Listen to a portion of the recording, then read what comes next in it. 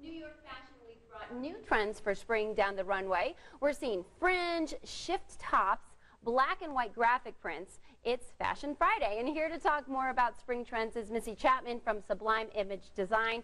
Missy, fringe, these shift tops, what do you think of all this?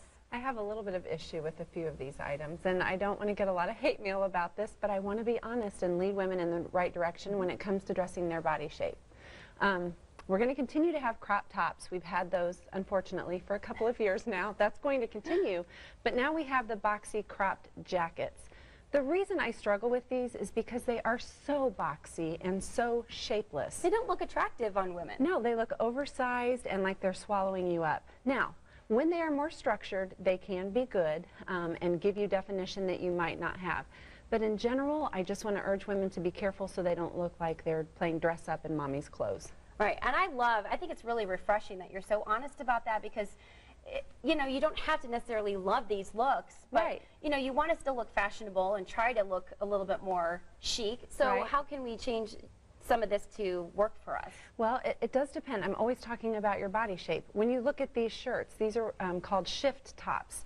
Again, pretty much shapeless. The shoulder line, that's where the top falls from. Yeah, it looks like a burlap.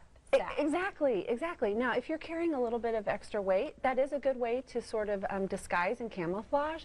But again, you can almost look like you've put a gunny sack on. Mm-hmm. What about fringe? What's up with that? I don't like it at all. Well, let's talk about black and white for a second. These geometric prints, I know, believe me, I understand black and white is classic and it's going to be around forever. I love classic style.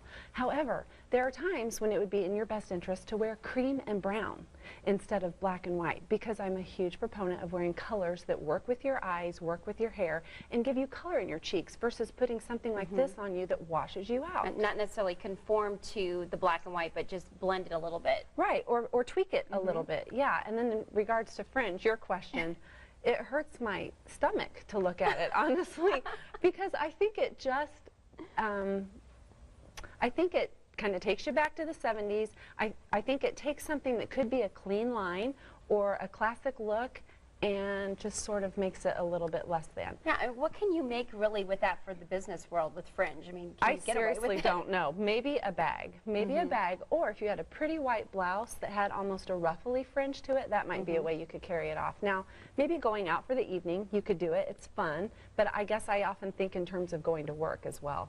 Just not really an attractive look for most women. Yeah, I just think it looks kind of 80s-ish to me as well. Well, I know next week we're talking colors, spring colors, and that's always fun because we're so ready for something than the blah that we've had. Yeah, and you are going to see some things carry over, but some new colors as well.